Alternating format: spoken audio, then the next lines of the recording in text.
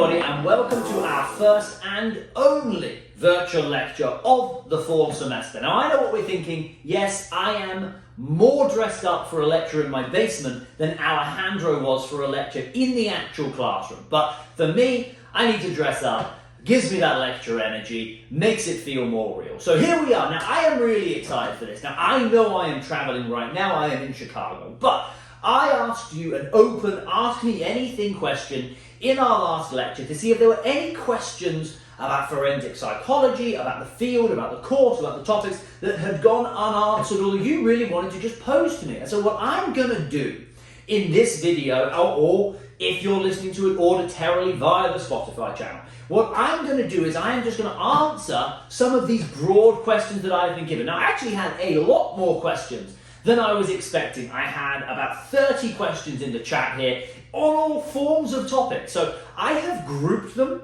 into a few core topics, right, a few core areas that I will talk about broadly. And then at the end of that, what I'll be doing is I'll just jump to a kind of a rapid fire, working my way through some of the more detailed questions, which range from Travis Scott being involved with MK Ultra, love that question, to commenting on specific cases, to questions about what the final may entail. Now, the main chunks of this lecture, what the main bulks of the questions actually focused on, I think it was really interesting to see what the questions you had were, was there was a huge bunch of questions on careers in psychology, getting into the field.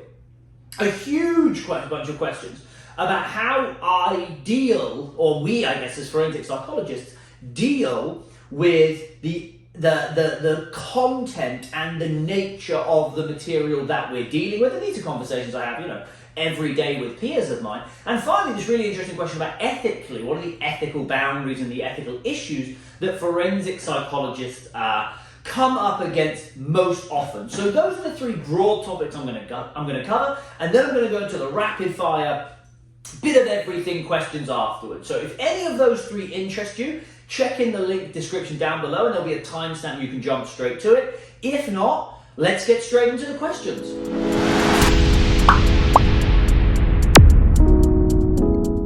So the first question that came through, I guess the first group of questions, is about this idea of careers in forensic psychology. And what do those careers look like? Now, there's a theoretical answer and I think kind of a broad experiential answer. Now, if you remember in the first ever lecture I gave you, I talked about this idea that there are kind of two definitions of forensic psychology, right? The first definition is this idea of the specific narrow view on forensic psychology, which is this forensic psychologist, right, as traditionally defined, who probably has a PhD in clinical psychology, so a PsyD, does treatment programs, does one-to-one work with offenders, and really focuses on the individual criminal at that one-to-one relationship. Now, sometimes they can create bigger things than that. They can use their experiences as a clinician to create theories for the world, right? They can change the world. They can have broad reach, right? But they start off very much at this idea of I'm going to work with a person, a criminal, a individual, and I'm going to kind of cut my teeth very much in this therapeutic context. Now, when I was coming up through my PhD, there were PhD programs that were specifically for this narrow definition. And so they looked like you would do maybe 2 years of theory, and then you would do a practice year, right? And it's almost medical in this sense, right? You do rotations, you do placements, you go and study under different clinicians, you go to a prison for a round of experience, you go to a juvenile center for a round of experience, right? And then you come back and you finish off your PhD, and then you go into the workforce, right? And almost, if anyone's familiar with any of the military psychologists, there's a very similar track when you're looking at being a military psychologist, there's this very much clinical track that makes you a clinician, one-to-one, working with, in military psychology, patients and veterans, in forensic psychology, working with offenders or people with adverse life experiences that need these kind of interventions, right? So the first track you're going to have is this idea of this narrow form of forensic psychology, right? And I think that's probably the most easy to navigate through. Like if you went on Google and typed in being a forensic psychologist, right? That's kind of the one that would clearly present itself to you is very much the clinical track going through a clinical program. Now, what I also think about, and there's two flavors to this, is there's this idea of the broad definition of forensic psychology, right? If you remember from that first class, the broad definition of forensic psychology, it's the application of any form of psychology to any aspect of the criminal justice process, right? So that's really, really broad. You can have anything in there. You can be a neuroscientist, right, and be involved in forensic psychology. You can be a cognitive psychologist and be involved in forensic psychology. You can be an evolutionary biologist or psychologist and be involved in forensic psychology. And I think when you look at those two things, the kind of the differences to note is it's almost like, what word do you want to define you first? Right? If you're a forensic psychologist, right, that is the clinical track. But you can also be a cognitive psychologist, a developmental psychologist, a neuropsychologist, a evolutionary psychologist, a quantum psychologist, right?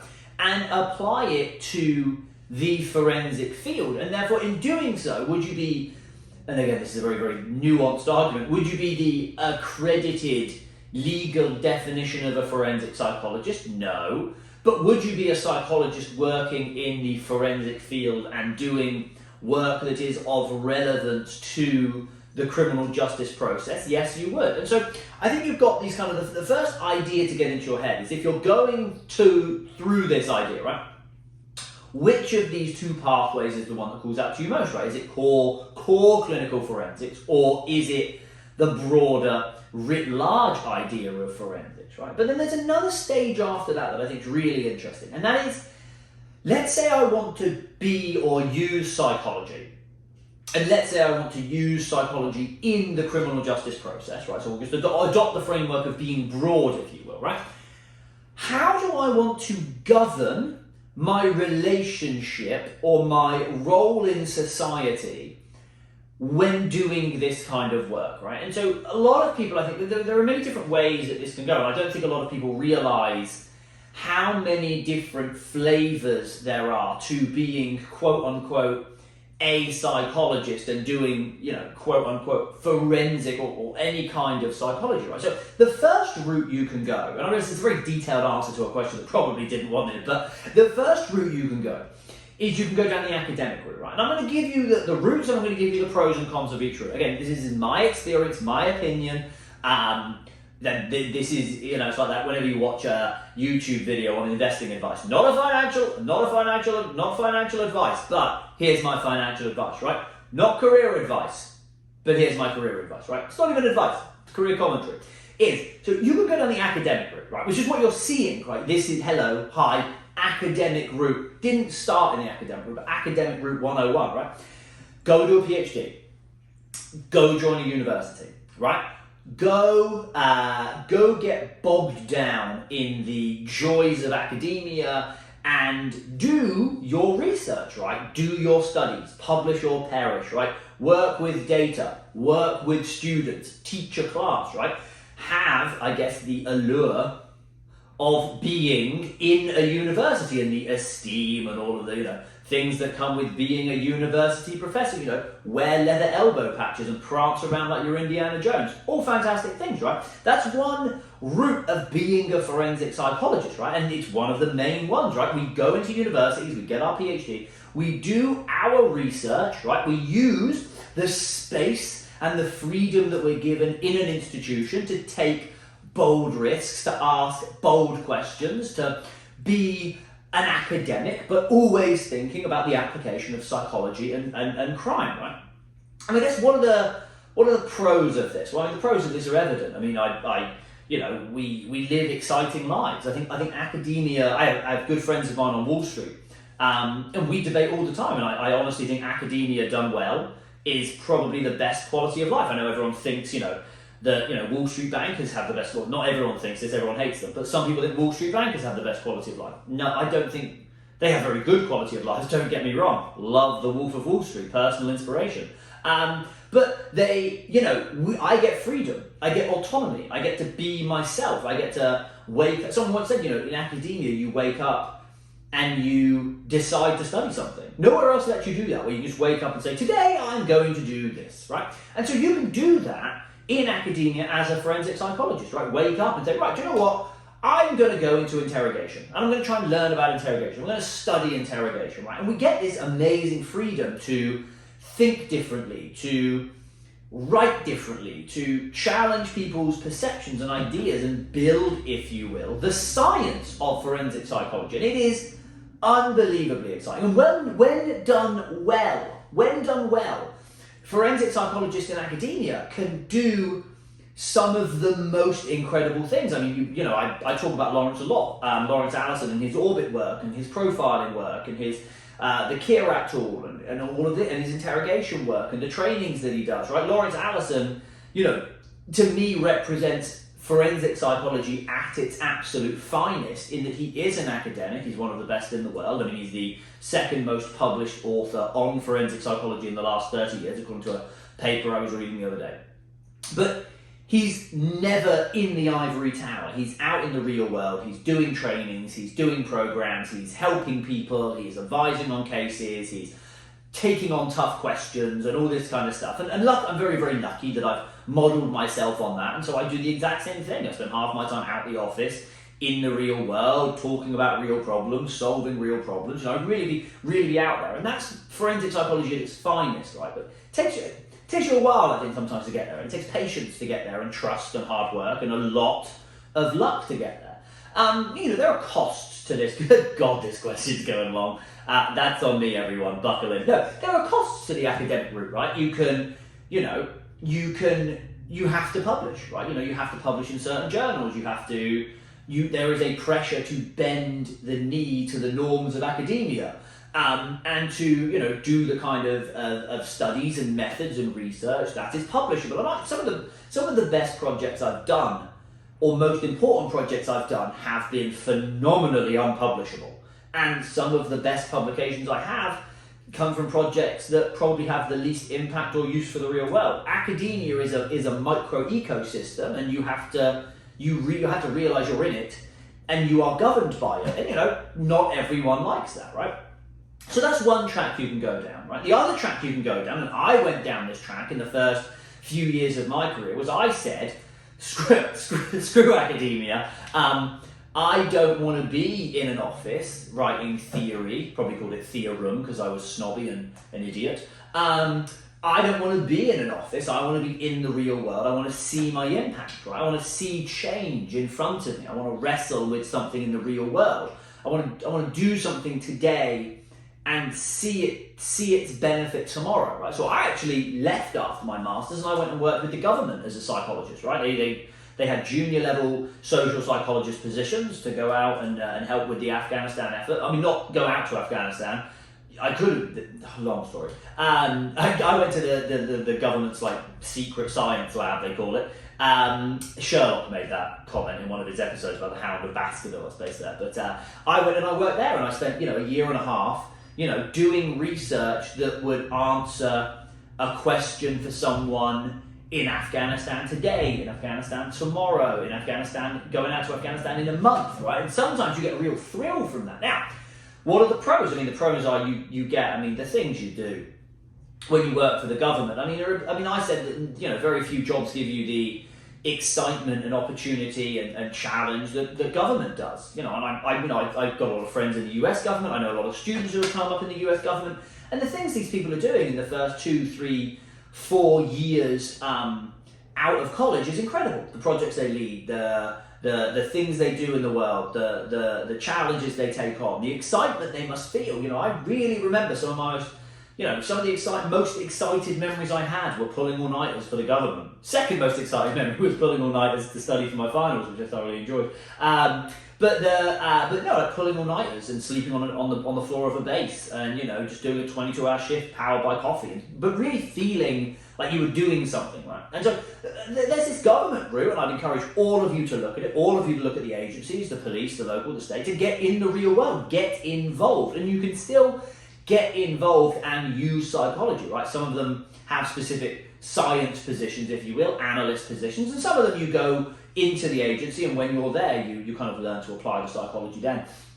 Now, there's cons to that. I think there's cons. The cons are, you are in government, and being in government is precisely that. You are in government. It comes with government quality of life. It comes with government bureaucracy. It comes with, all of the, and from a scientific standpoint, government agencies, in my experience only, government agencies' interior science isn't as rigorous as academic science because they don't have the time, they don't have the luxury of resources in terms of time as a resource, students as a resource.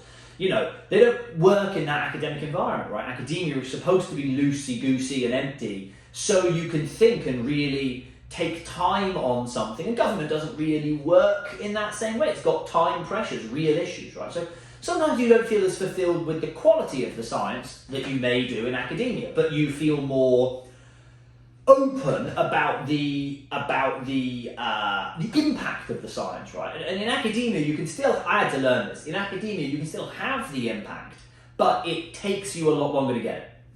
In government, you can have the impact straight away, but if you want, quote unquote, I guess, science and to do good psychology, normally that isn't done within the government. That's the application of science and application of psychology.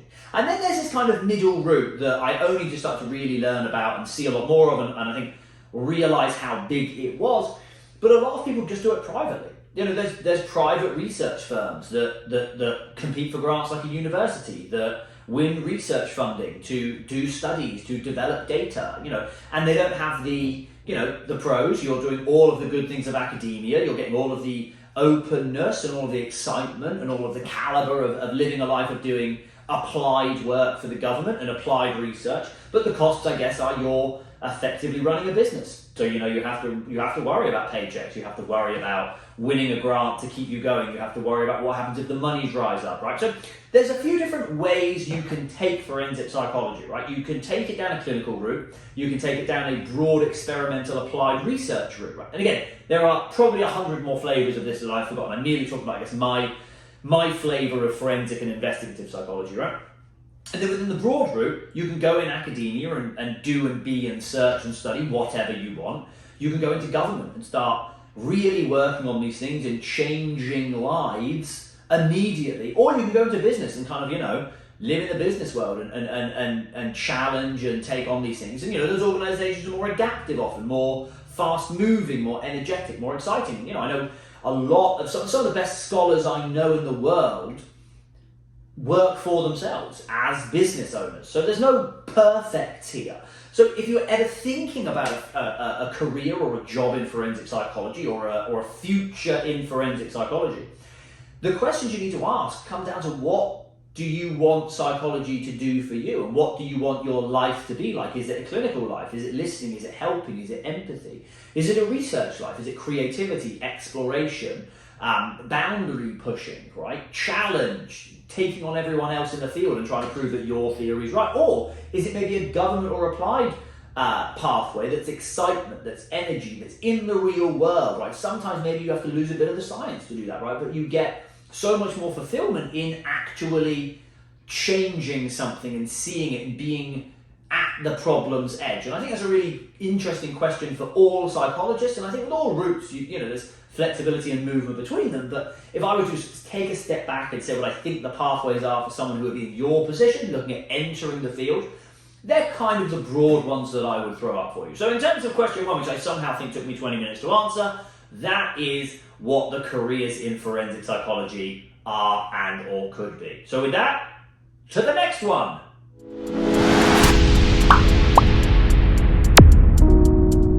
So the next question was basically, I guess, about how I got into forensic psychology or this career with a CJ bachelor's degree. Now the first spoiler alert is I don't have a single degree in CJ. Never even knew it existed until I came to this program. I am actually still convinced that CJ may actually just be forensic psychology. No CJ person in the field would like to hear me say that, and they would probably tell me how phenomenally wrong I am. How I went into this field, I think there's some really interesting parts of it that I think stem from unique differences between the UK and the US educationally. But I started off with a undergraduate degree in psychology, right? But I knew at 15 I wanted to do the psychology of criminals. I think my view on it is more broader now, so I think I just enjoy the psychology of extremes, of people at the edges and under in unique and stressful environments. I think criminals are within that, but I also think there's things like first responders in that, there's military in that. I think I'm more now broad to human behaviour at its extremities. But it started off very much as human beings in their extreme. My mother's a phenomenal hoarder. And I went home recently and she was like, well, do you still need these notes from when you were 17? And I was like, funnily enough, no, I don't. But I opened it up and I found my first essay, and it was an essay on Charles Manson, and I tried to use Bowlby's attachment theory to explain why he was the worst. And so at my undergraduate degree, when I was going through it, I started looking to, well, who are the forensic psychologists and what are the pathways that they've taken? And I found a couple, David Cantor being one, who we talked about in week one, Lawrence Allison being another, who we have talked about continually, mainly because Lawrence is nicer to me than David.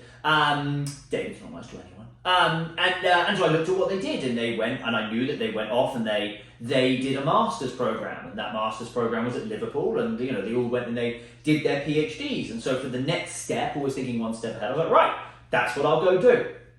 I'll go do the master's. I think with psychology, you generally need a master's if you want to specialise, unless you want to go into a broad company-wide development scheme in which you just need a degree. So most of my friends with psychology degrees went and did, placements or development programs at, business firms and things like that. And I was like, no, I want to be forensic, so I need to specialise. So I went and did the master's in forensic and investigative psychology. And I ended up getting recruited to go down and work with the police for my master's, which I did because Lawrence was leading that project, and I wanted to be more applied and go see a bit more of the real world, so I did that. And then I was doing police work, and I decided not to go do a PhD. I'll thread through, I think, what the lines are, I guess, with some kind of career advice at some point. Decided not to do a PhD.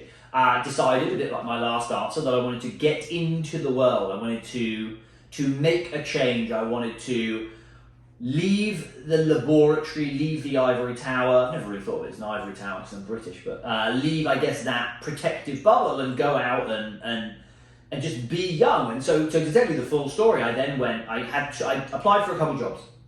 I had two jobs in front of me. One job was MI5 Secret Service. Wasn't meant to tell anyone when I was applying. I think I told everybody, but never mind. Sorry. MI5 Secret Service. And the other was a company called the Defence Science Technology Laboratory, which was an arm of the UK government, the UK Army's science department. And I got to the end of both. And this job was called Intelligence Analyst, and this job was called Social Psychologist. And I was like, right, well, this is a no-brainer. Social psychologist. I think my exact words were, I didn't study 4 years of forensic psychology to abandon it on the first day I was given a job. So I went and I did the army work, and actually what's funny, two things are funny. One, they actually have psychologists inside that you don't know about until you're inside. And two, I only know that because when I went into this job, we all ended up working together anyway. So kind of didn't really lose anything in that.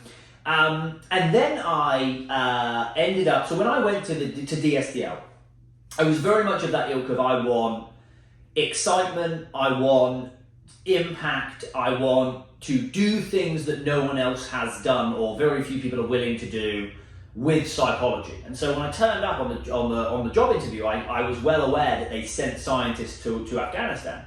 And I said, that's legitimately why I'm here. I'm here to go to war. Which sounds very strange, but I think if you imagine at the time I was 23, possibly 23, 23 and just wanted adventure. I wanted to see where science could go. I wanted to see how far and how good psychology could be. And you only get a chance to help that much, that young, once. You don't really get a chance. It's not something you can take for granted. So I said, that's what I want. And it turned out that they were no longer sending scientists because it was around 2013, the war was drawing down, and so they weren't sending scientists. And so almost to relate back to our first question about what I wanted, I was like, well, if I can't go to war and I can't be at the very, very top end of impact, I'll just go to academia and I'll do science well, and I can still have impact. I'd seen what Lawrence had done, so I was like, I'll go off and do science. So I did. I ended up getting recruited by someone who was at Penn State, and I came out and started doing all this terrorism stuff, and I almost gave up on forensic psychology. I don't think as a future, but I went into this very much like terrorist psychology. I know Alejandro talked about it, doing almost defense psychology. And I started doing a PhD in military decision making, and I almost forgot these roots of offender profiling and interrogation and risk assessment and all of these elements that I'd focused on in my course. And then weirdly, and this is going to sound really strange, probably why I have such an affinity for this course was offered to me. So I was at UMass Lowell, and the head at the time came to me and said, right, do you want to teach a course? We need someone to teach a course in forensic psychology. I was like, funny story. I do forensic psychology. And again, it's almost what happens when you're in academia. You can kind of do these kind of things. And so I built this course, and it brought up all the memories I had of all my education and all the theories and topics I'd kind of been thinking about. It almost brought me back to being a core forensic psychology researcher and thinking a lot more about the offender and the behavior and all this kind of stuff. And that then brings me to, well, where I am now, which is, my basement recording a video on an iPhone. So we'll call that a success, I guess. Maybe we won't. But I think to answer the question of, I guess, how did I go from a CJ bachelor's degree to, I guess, a career in the field, and I'm very blessed to say I probably do have a career in the field, it would be knowing what I wanted at each step. So knowing why I was going into each area. When I left academia, I knew why.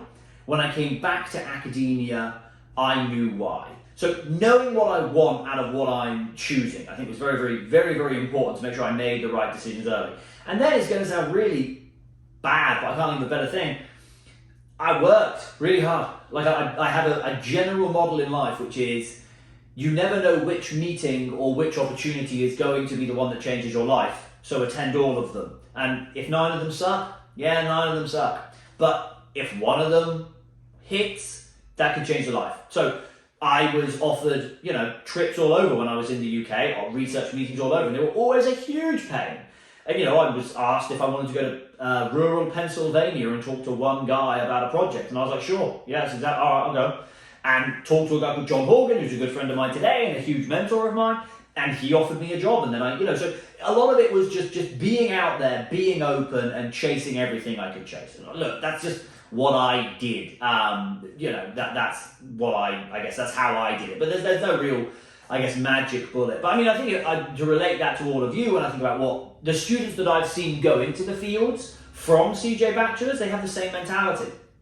They graduate with an honours, a minor, a concentration. They try and get an internship if they can. They try to do additional experiences if they can. They just chase everything. And they try and do as many things as they can within the very real limitations of what life allows us to take. And the more of that you do, the more lucky, I guess, you will eventually view that you became. So that is my answer to how I took a CJ degree, didn't get one, and turned it into a career in the field of forensic psychology. So with that, I'm going to move us on to our next question, which is even more interesting.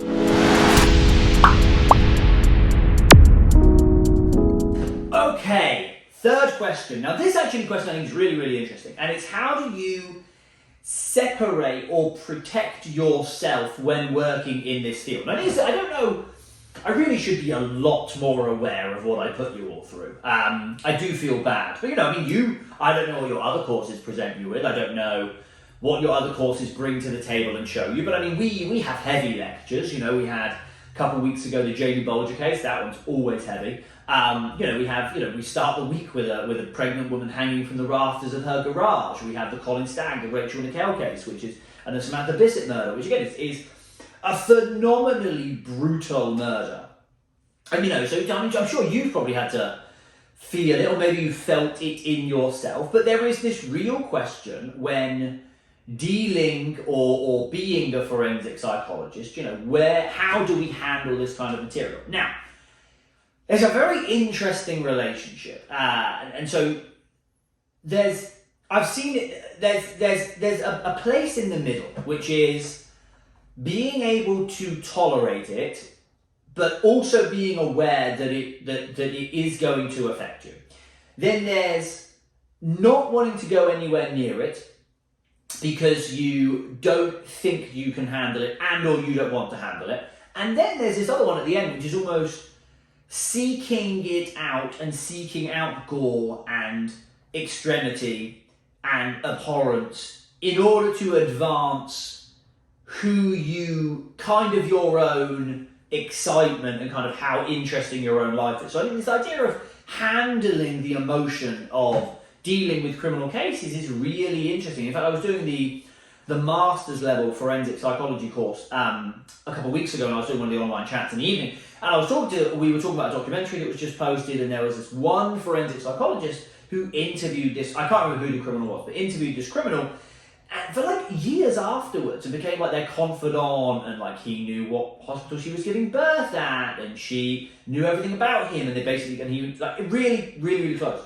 And I was looking at it and I said, well, what I think that person's doing is they're basically using that person's notoriety and the abhorrence and extremity of what they did, and they're kind of using it to leverage their own personal brand of, look how exciting the person I interview is, and look how amazing this person is. And I've seen that even all across the field, right? And then think about this, we deal with the Tsarnaevs of the world, we deal with the mass shooters of the world, we deal with the murderers of the world, with the serial killers of the world, right?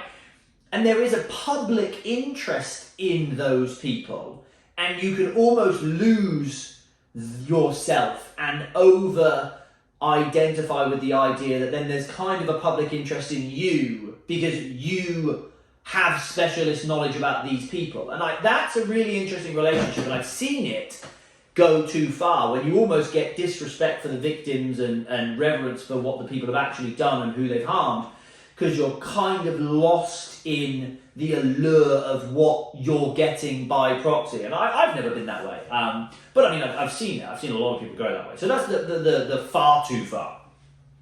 And then there's the kind of the far too left, which is I just need to keep away from everything because I just don't think I'm going to be able to handle it. And I think that's very, very fair. And I think there are a lot of people who there are certain things that they just don't want to study. I mean, there's research debates around that, right? You know, in order to study terrorism, one of the things that you are meant to be open to do is potentially interviewing terrorists. And I know a lot of people who have said they refuse to interview a terrorist because they can't ethically bring themselves to talk to them or to hear about it, right? And obviously that is true in child sex offenders, that's true in murderers, right? You can be on one end where you really don't want to go anywhere near them, and therefore you stay away from the whole field. Absolutely fine with that. My point on that would be, as long as your research doesn't require you to get any closer, then stay as far away as you want to. Like, you don't need to get close to the material. You don't need to get close to the materials and the people.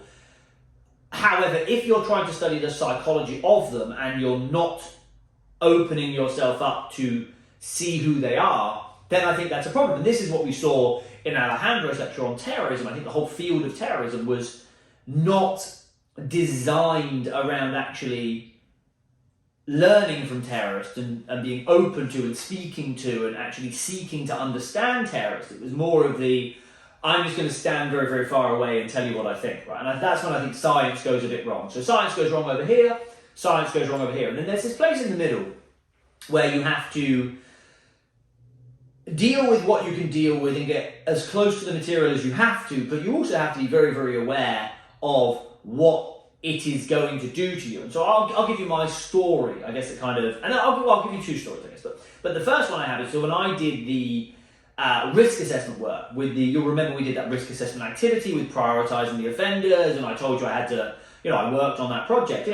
I spent 8 weeks in the police department coding the materials and the cases, which is reading the interrogations, reading their Skype transcripts, looking at and coding their collections and all this kind of stuff, like really abhorrent. And Lawrence said to me, he's like, you need to have a protection plan.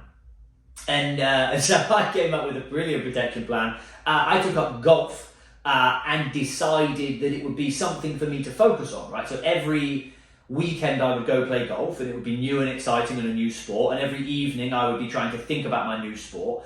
to distract me from what I've been dealing with that day. I mean, my personal view is golf is great for that, because I was so bad at it that I was so angry at golf I never even cared about what I was reading, because all I could care about was how unable I was to hit the stupid bloody golf ball.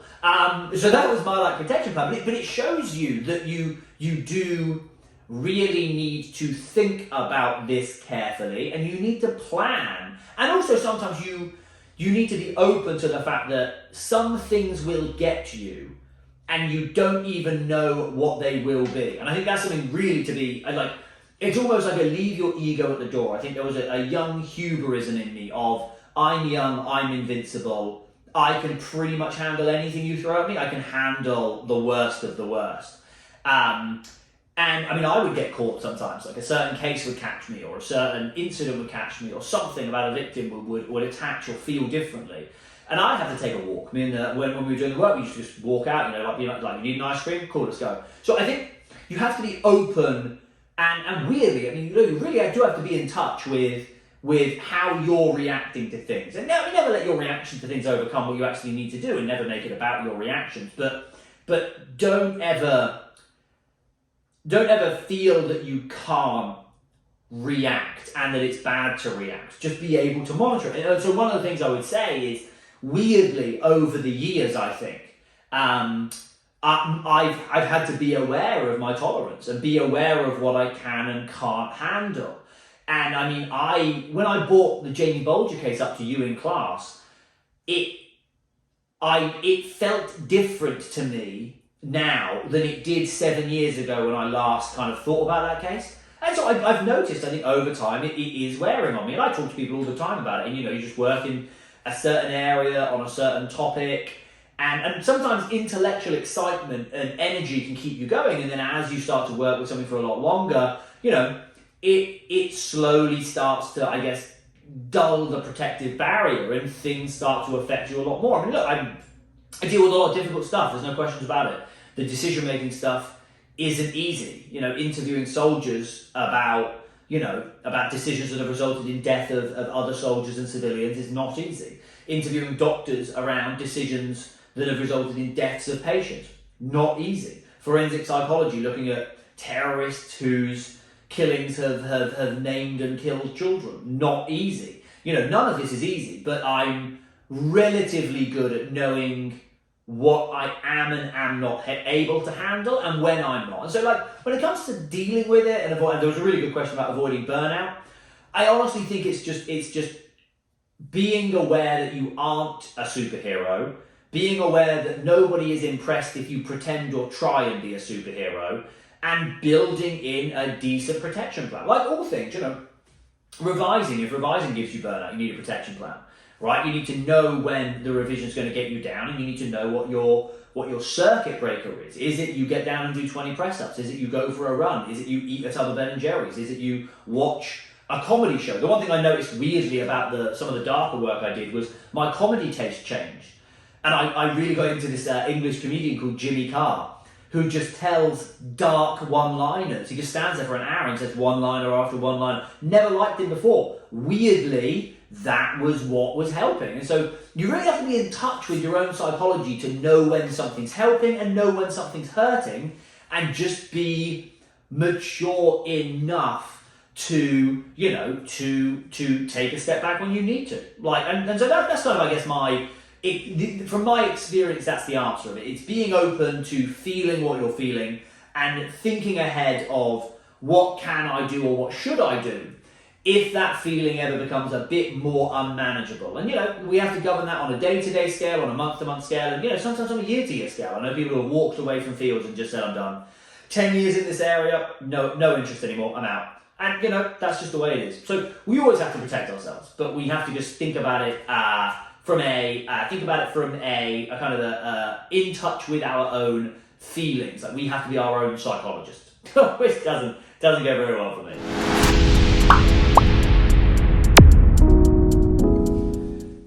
Okay, everybody, with the last question in our, I guess, thematic groups of questions, we are going to talk about ethical issues in forensic psychology. Now, this is a huge topic. I'm not entirely sure how to approach it. I think that there's There's a lot of case studies and case examples of forensic psychologists getting in ethical issues. So let's think about ethical issues in two forms, right? The first, I think, is three forms. The first is ethical protection of the subject. The next is ethical protection of the self. And the next is ethical protection of the field of forensic psychology, right? So ethical protection of the subject. There are a few different ways you can think about this. The first is we have to always be aware of what harm we are causing of a subject by doing the research we are doing on them. And this can range from a lot of ways. I mean, so for example, with decision-making work, I had to be acutely aware of raising discussions or memories of people that were traumatic. Yes, I had a need. Yes, I had a psychological question. Yes, there was an impact and a purpose for that question, but that never outweighed being delicate with their reaction and what could happen to them. And so I think in any area, if you're doing forensic interviewing, if you're doing victim interviewing, if you're doing police decision maker interviewing, if you're doing offender interviewing, we have to be really, really aware of protecting the safety of the subject with the way in which we collect data from them, what we put them through and what we unearth and what we, psychology is a really interesting place. If you ever really sit with a psychologist, right, and you really talk to them, and I don't mean like superficially talk to them, I mean really talk to them, like a psychologist has the power to shake your foundations of what you think, right, in the way they ask you questions or the way they make you think about things, right? And that's a very dangerous thing to be doing, especially with a group of people who are vulnerable and or potentially dangerous to society. You don't always want to be shaking them up and making them question things unless there's a good in that. And so I think that's really a big thing we have to deal with, because when it comes to ethics in general, right, it's pros and cons, right? Zimbardo was ethical because what we learned outweighed what we did. Milgram was ethical because what we learned outweighed what we did.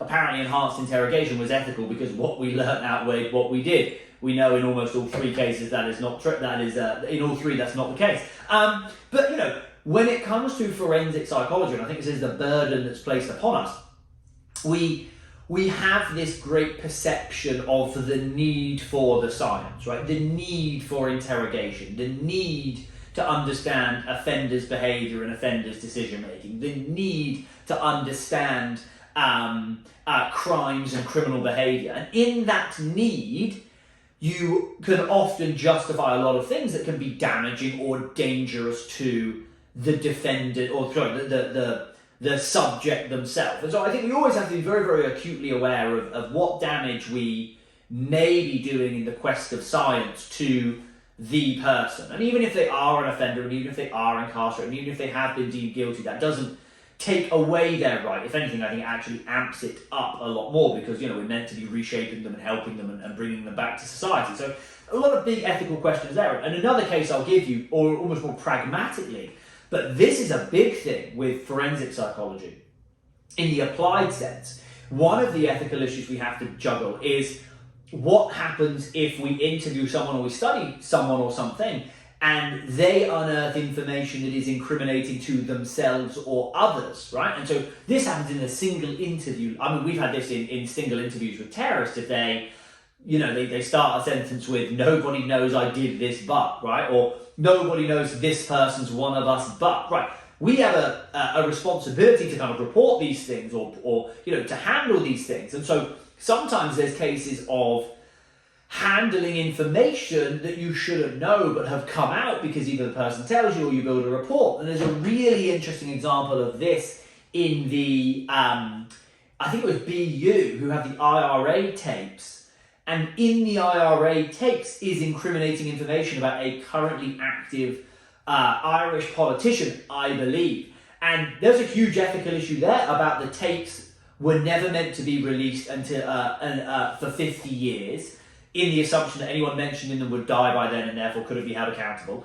And they ended up getting released early or something. They came out early. And so suddenly now there's this huge issue of a bunch of people who told a bunch of research under the auspices of non-identifiability, and they wouldn't be released or held culpable for research purposes, now are suffering the consequences of that. So there's also these really interesting examples where you have to manage almost what the person's going to tell you in the instance that it puts you in an ethical position where you have to maybe change or report or something like that. Very, very rare, but I mean, I've come across quite a few. And another ethical issue with regards to, I guess, the self or the subject, and I mentioned this in class, I believe, is, there was an argument in terrorism recently about a finding that terrorist subjects are more likely than the average criminal to recidivate, so to go back to a life of crime after prison. And lawyers were using that in the courtroom to argue that newly convicted people, so people on trial right now for terrorism, should be given larger sentences because, quote unquote, the science showed that they were going to be more likely to recidivate. And so I think there's this big ethical question of the interpretation of our findings and being really acutely aware of how our findings could be used or applied in the legal world, and we have to be aware of that. It's all very well and good having a big limitation section in a study that says, well, the sample was biased for this reason, this reason, this reason.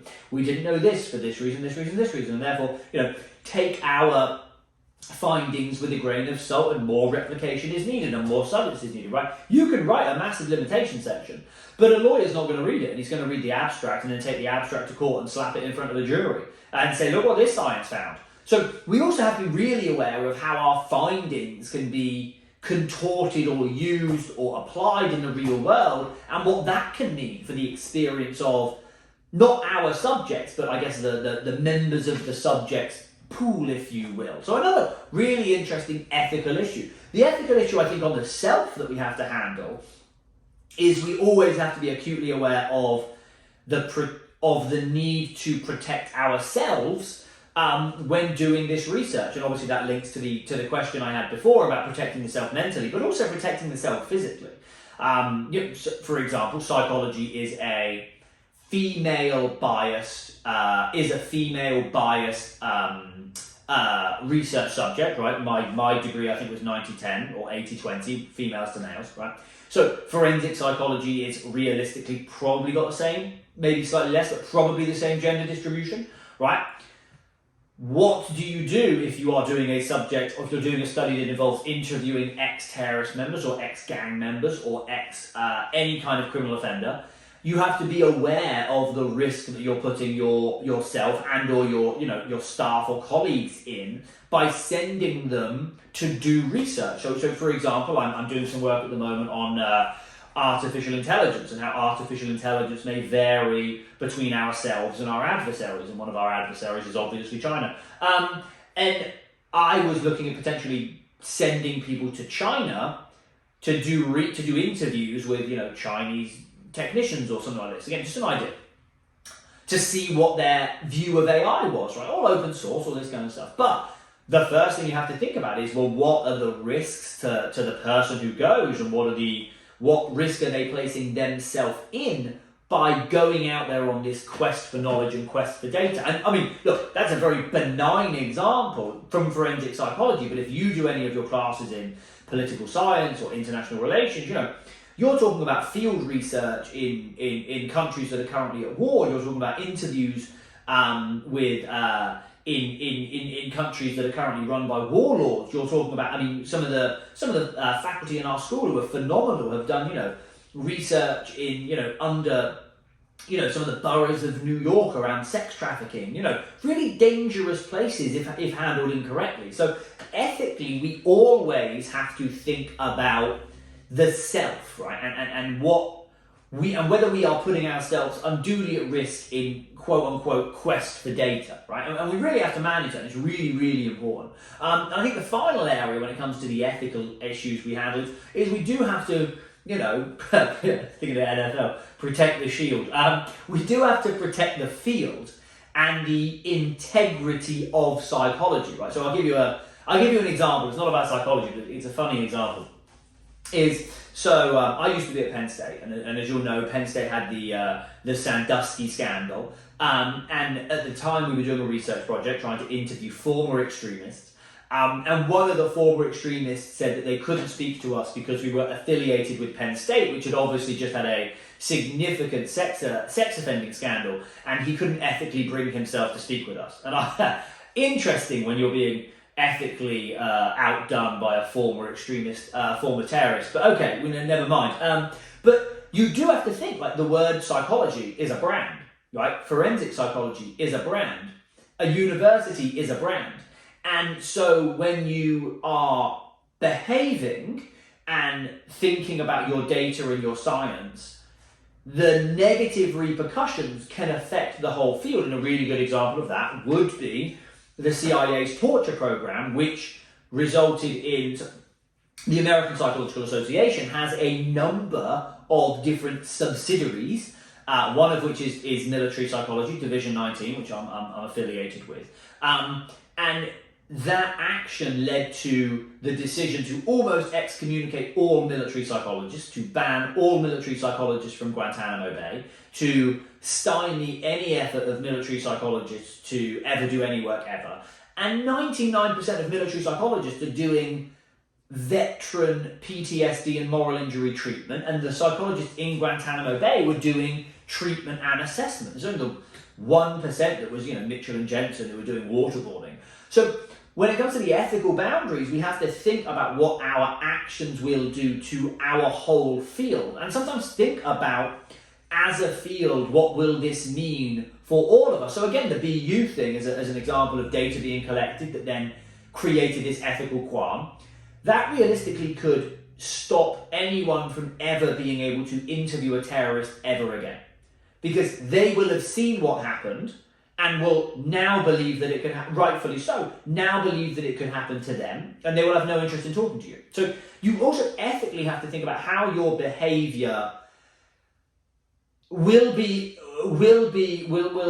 affect the field or a whole group of people as a whole. And again, it may sound corporatist, but we owe our duty to all of the forensic psychologists, and I would hate to think of a situation where I made an ethical decision and I was wrong, and not only was I held accountable, but all psychologists or all forensic psychologists suffered as a result of a decision I made, right?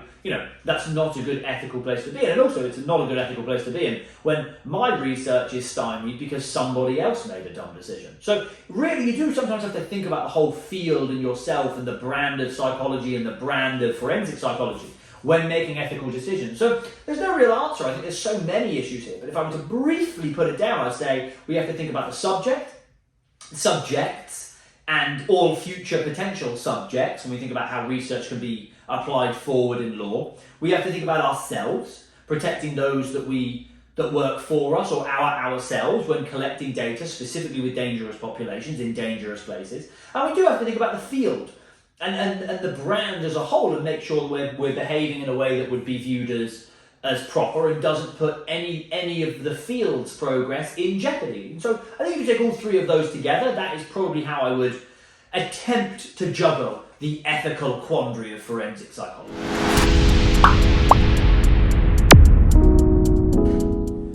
Okay, everybody, thank you so much for your attention up to this point. Let's get into the rapid fire question and answering for the rest of the questions that came across my way. Now, let's get straight into it. So, can you please post the slides from last class? Yes, I can. I am possibly the worst professor at running a class. This may be why I only teach one class, because I clearly cannot handle it. So, yes, the slides will be up. Do not blame Alejandro. I don't send any of them to him. So, they will be up. It will be great. What were the key points of Alejandro's lecture?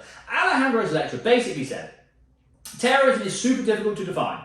It is super difficult to police. Because of this, it is super difficult to research. Therefore, the research that has been done has been overly simplistic, overly naive, overly undata-driven and uninteresting, right? And that leads us to Sageman's article that he gave you to read, right? What is what has happened since then is that the research has got more interesting, it has got more nuanced, it has got more engaging, it's got more deep in the depth in the questions that it's asking in terms of looking at this idea of terrorism with a nuanced, more humanistic, smarter hat, right? And if you're interested in that, let me just recommend, happen to have a copy here, The Psychology of Terrorism by Neil Shortland. I actually have a bunch of them there. So if you actually want one, hit me up. I'll give you one for free. There will be a quiz. Right, so, no, there you go. So, no, that's kind of what he was saying, is basically it has been simplistic and naive and lacking the depth and rigor required to truly understand the problematic question of what makes someone be a terrorist. So, the case of Brandon Dassey and Steve Avery. I'd like to hear your opinion on how their cases were handled. Well, so from what I know, and I don't know the most about the case, but from what I know, and I know it was featured in Making a Murderer, the question at the heart of this case, the Brendan Dassey element, is the interrogation that he was subject to given his intellectual disabilities. So the question being, he was oppressively interrogated with very little support, no lawyer, all of this kind of stuff, and under the auspices of this situation, he gave a confession, right? So we have two issues. One, was it a false confession and actually it didn't happen? Or two, was it just a confession induced under coercion, which is still unethical and would affect the admissibility of the confession in court. Now, I mean, I think if you look at the confession, it's just evidently clear. I mean, the way it was handled, it doesn't adhere to any of the principles that I would have taught you in this class, which would have been empathy, adaptation, autonomy, a rapport-based interview, and those are the best interviews to do with anyone, especially those with intellectual and learning disabilities. The more you press on them, the less they the more prone they are to saying whatever you want to stop. They don't really think things through. One of the issues they can have is they don't think things through, or they don't future plan the same way. So it's a huge risk. But I think what it speaks to is, with what's going on with that case, is the real issue is how long it takes to undo an error in the criminal justice process. And I think we see this in a lot of the cases, right? We see this in this case here with Brendan Dassey. We see this in the case of Paula Guilfoyle. We see this in the case of Colin Stagg. We see this in the CIA enhanced interrogation, right? We see this at Guantanamo Bay. I think I would have told you, there's a law firm in Boston that I worked with, and the largest pro bono case they ever did was getting 3 men out of Guantanamo Bay who never should have been there. And I think that it really speaks to how hard it is to undo an error in the criminal justice process. And you'll obviously know that for any of the wrongful conviction stuff you may have looked at, any of the, you see it all the time, people after 18 years are exonerated by DNA evidence, right? It takes a really long time to undo errors. And so, almost relating to our first answer, that just puts the pressure more on us to make sure that we aren't causing any errors, or as error protective as we can be, because it does take so long to undo them in cases potentially like this where an error was made, right? When an act of terrorism is committed, how important is the date of the act, if at all? How much does the time of the act alter the context of repercussions? Really interesting question. So, when it comes to terrorist acts, there's 2 ways you can think about the date. The first is the date indicative? So certain ideologies gravitate to certain dates associated with certain events. The right moves obviously towards, dates surrounding Waco, Texas and things like that. And the jihadists move more towards, 9/11 as a day, and incels move towards the day of the Elliot Rodgers attack. I think it was April. So dates mean things. And so is the date indicative of the ideology? And I remember when the Boston bombing happened, before they knew who it was, people were speculating about the date as potentially being indicative of the right or the left or whatever it may be. So dates can be indicative. The second idea of dates is dates can be warnings, if you will. So if you know dates are indicative, those dates then become, the threat level goes up on the dates because you know that they are dates that may be targeted. So I actually think dates are really, really, really important as a concept for thinking about what someone may do and when. We don't think about this enough, but space and time are 2 really important concepts in the psychology of preventing terrorism. The second point about the repercussions is also true in that there was a study, an honours student of mine did it, and there was a published study before that that's very, very good, that showed that the space between a previous terrorist attack and when you do a when a terrorist attack occurs drastically impacts the sentencing for the two. And so a terrorist attack following a terrorist attack, the sentencing naturally goes up. And so I think there's a lot in that in the mind of the jury, the mind of the criminal justice process, the mind of the society. So yeah, the repercussions can be much greater if it is potentially in a wave or in a moment where people are in a heightened state of alert. So really good question, but yes, the dates are hugely important when we think about when people do things. You know, you think about someone taking life-changing actions here, there are those cases where they think about, well, if I'm going to do something, when should I do it? Terrorists are theatrical, right? They're about theatre, influence, and the date, big part of that. So really good question. What effect, if any, is there of TV murder shows on criminals? Now, this is one I love to answer. So it's difficult. I think most people think about the effect that TV shows have on us as, you know, being the criminal hunters. The criminals one I think is really interesting. I think I'll broaden it slightly to the society as a whole. Society has a infatuation with criminals. It has infatuation with criminals, an infatuation with those who have done extreme things, even extremely nasty things, and we lionize them, and we write books about them, and we put them on the cover of Rolling Stones, and we kind of create this concept of who they are. Normally, I think out of a place of interest and fear, but we do put them on a pedestal. Now, psychologically speaking, there is a theory called quest for significance, which is arguing that, you know, a lot of these people do these kind of things because of a sense of significance that they get from them. Well, by treating them the way that we do and the movies that we make and the TV shows, we are only making people think that this is a quicker route to notoriety and to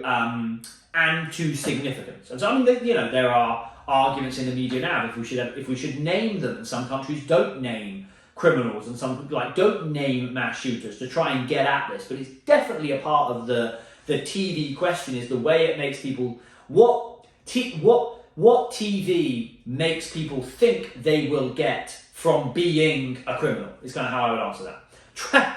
Travis Scott, MK Ultra. Yes, interesting. So the theory here is that I believe the theory. I'm not quite too. I'm somewhere in on these kind of theories. The idea being that Travis Scott's Astroworld event was actually a satanic ritual to create an offering so that he could enter the Illuminati. I believe probably alongside Jay-Z, who everyone thinks has been Illuminati for a long time. So that's one theory. And I think his last video had some MK Ultra flashes, so I think that's kind of where that comes from.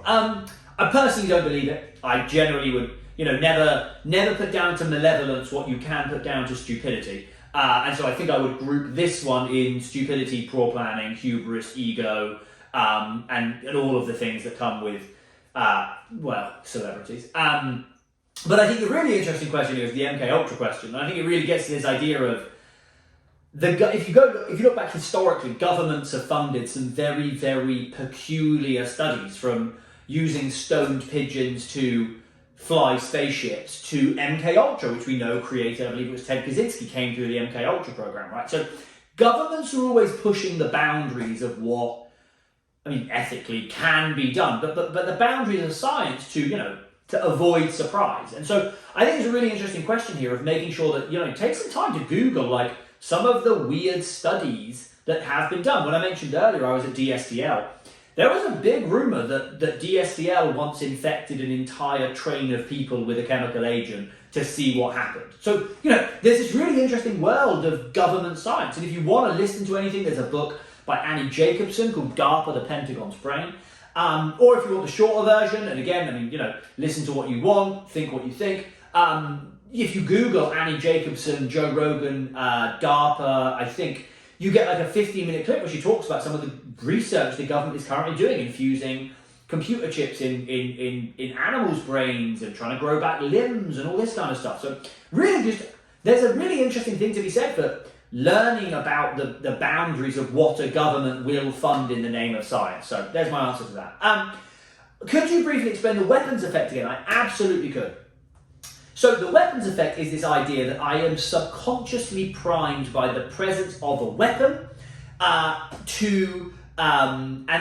the subconscious exposure to it activates in me concepts of violence, death, and harm. And because those concepts are juiced up, they've got neural priming there, they've had a pre-bolt of energy.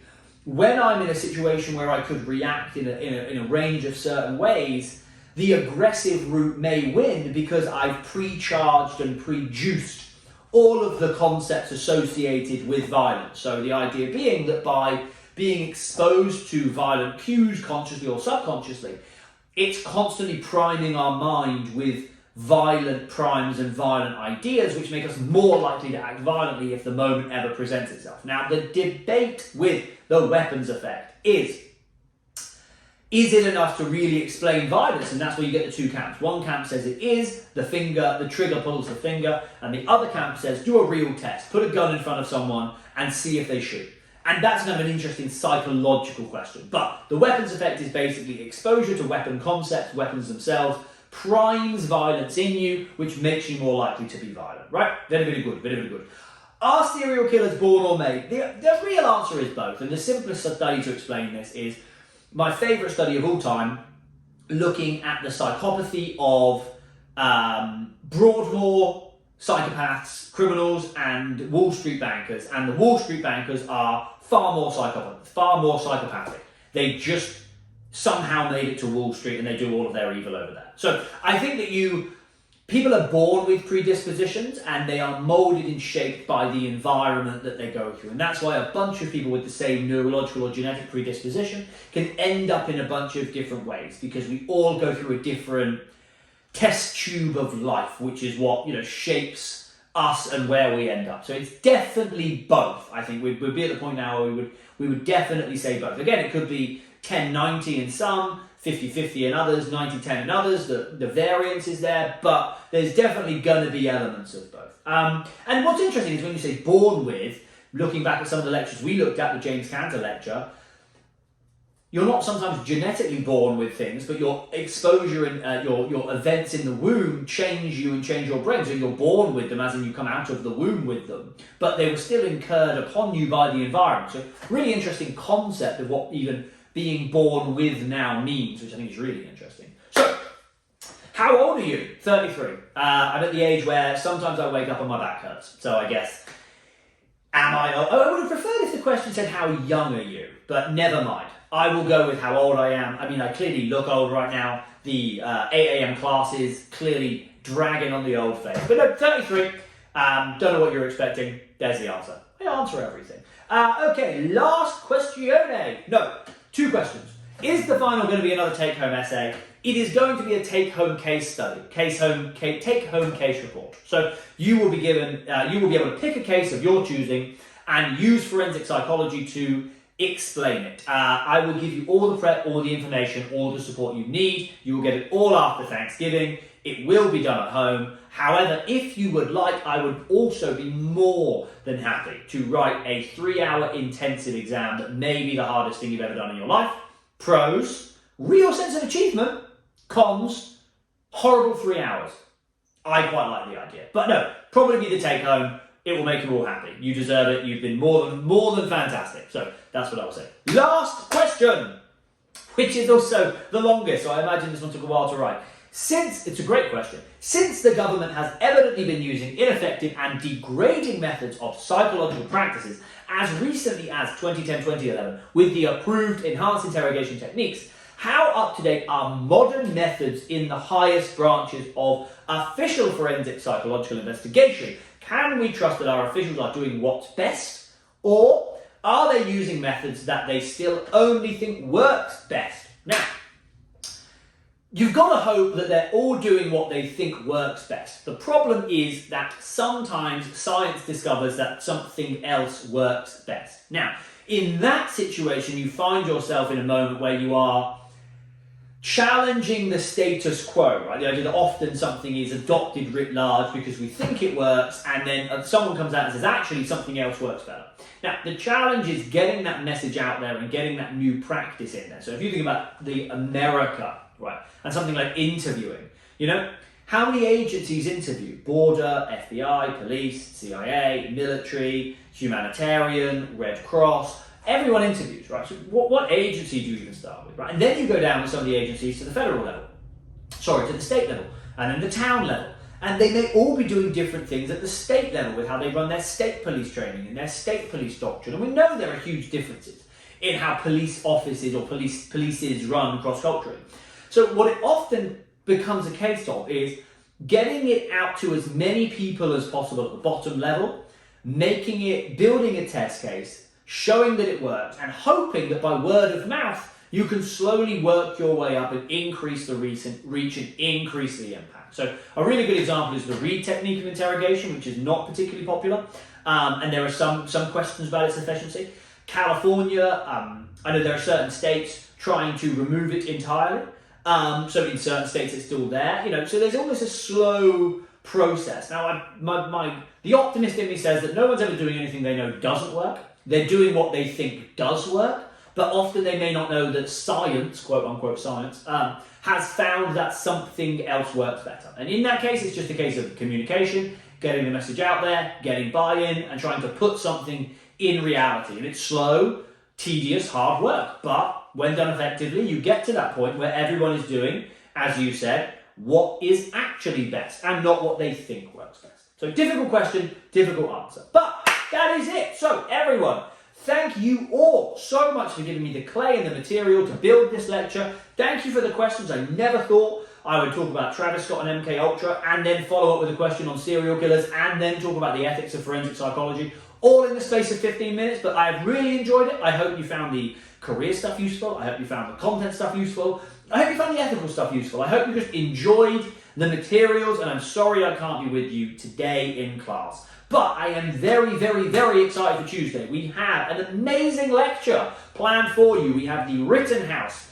The Rittenhouse decision should be coming out anytime now. And then on Tuesday, we have judge and jury decision making, and really interesting time to be learning about that. So couldn't have picked a better day to have that discussion on how judges and juries make decisions, the psychology of it, and what that means going forward. So with that, have an amazing evening, have an amazing weekend. Thank you for everything. I thoroughly enjoy being in a classroom with you. Cannot wait to be back on Tuesday. Have a great night.